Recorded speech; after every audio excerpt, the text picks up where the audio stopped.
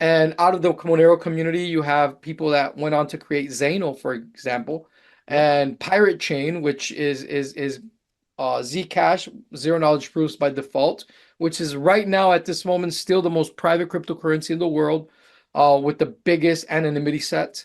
And you have Wownero, which is like a nice, cool cryptocurrency that came out of the Monero community as well. So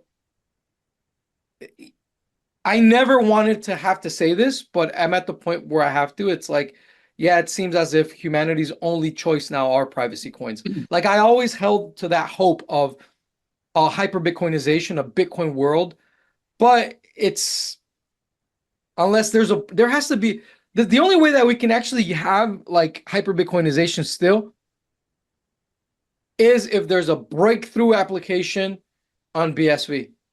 There has to be something that goes extremely viral that completely like shocks everything and just like something like if you guys want to look into it, treechat.ai, it's like a web3 social network that lives on BSV. I think it's pretty cool.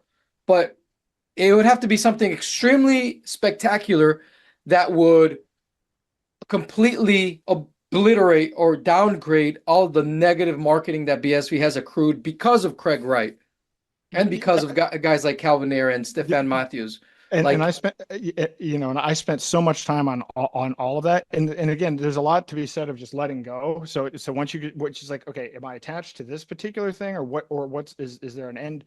And the end goal for me is just, I want people to be able to engage in voluntary transactions. I mean, at the end of the day, it's free will versus determinism, it's love versus fear, it's abundance versus scarcity, it's decentralization versus centralization.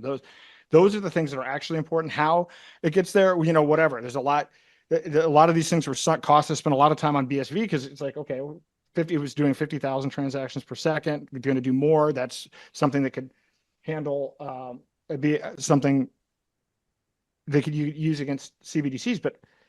And I got involved with BSV on day one, and everything that I've used is gone. There was an AnyPay, the point of sale system. I used to be able to buy gift cards. I used Twetch, literally everything that I used on this thing. And now you can't buy it anywhere except through Rock Wallet. And by the way, when that court thing happened and I went to go, like, that didn't work when I needed it to happen. I ended up having to use some like Change Now or whatever to get out of BSV. And fortunately, I did it right at the right time. But if there are no exchanges and there's no way to buy it, which is essentially where we are at right now, it's going to be very hard for anything to happen on BSV. And you know what? But at the end of the day, for me, it's simple. I just don't want CBDCs and I don't want centralized tokens. So I'll gravitate to whatever combination of things. And I'm not even looking for one thing, just a combination of the good, gold, whatever. Let's put all of it together and let's make it all work. And because you can get caught up on any one of these chains and it becomes part of your identity and everything else. And it's like that's hard to break. If you can break it as soon as you can, it'll help. It was a dark period for me. The lawsuit, I watched every minute of the Craig lawsuit, and it was kind of an interesting set of timing because I didn't know that you were lawsuit. into BSV like that.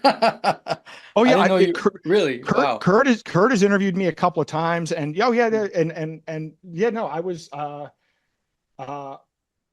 promoting it, testing it. I actually have it's in my book. I've actually been talking to people about it. I've introduced people to it, and I watched every minute of the trial, and then I went and did research and started because I've spent time in lawsuits, and so I started looking at all of the other. I'm like, oh my god, this guy is like, I've tracked what he did, right, all the way back to scamming the Australian tax office and then using the paper wallet to scam Calvin. Like it's a psychopathic. And the thing that's always hard, like, so for me, I was kind of like, well, maybe he's just like an Ayn Rand character, right? Maybe. So I'm like, all right, well, if he is the inventor, then maybe there's some.